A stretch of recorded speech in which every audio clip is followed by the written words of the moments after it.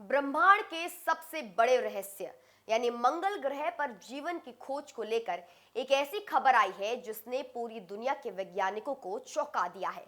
खबर यह है कि दुनिया की सबसे ताकतवर स्पेस एजेंसी नासा ने अपने महत्वाकांक्षी मार्स सैंपल रिटर्न प्रोग्राम को लगभग ठंडे बस्ते में डाल दिया है।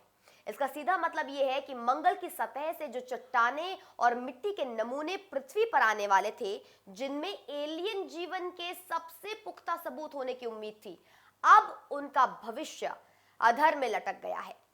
बजट की भारी कमी और अमेरिकी सीनेट द्वारा पारित नए खर्च बिल ने नासा के परसिवरेंस रोवर की मेहनत पर पानी फेर दिया है। अब यह लगभग साफ हो गया है कि अमेरिका फिलहाल लाल ग्रह पर जीवन की तलाश की इस रेस से पीछे हट रहा है, जिससे चीन के लिए मंगल का मैदान बिल्कुल खाली हो गया है। नासा की इस मुश्किल की सबसे बड़ी वजह इसका भारी भरकम खर्च है। अनुमान लगाया जा रहा था कि इन सैंपल्स को सुरक्षित पृथ्वी पर लाने में करीब 6.6 से 7.7 अरब डॉलर की लागत आएगी।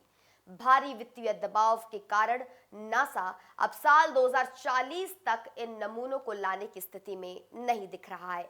हालांकि नासा ने उम्मीद पूरी तरह नहीं छोड़ी है और वो रॉकेट से चलने वाली स्काई क्रेन और कुछ नई रणनीतियों पर विचार कर रहा है, लेकिन हकीकत यही है कि फिलहाल ये मिशन कैंसिल होने के कगार पर है।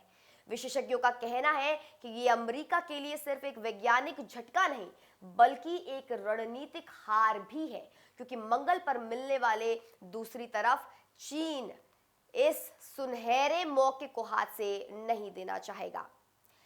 चीन का ताइवान 3 मिशन साल 2028 में लॉन्च होने के लिए बिल्कुल तैयार है और उसका लक्ष्य 2031 तक मंगल की चट्टानें पृथ्वी पर लाना है। अगर चीन ऐसा करने में सफल रहा तो अंतरिक्ष के इतिहास में ये अमेरिका पर उसकी अब तक की सबसे बड़ी जीत होगी।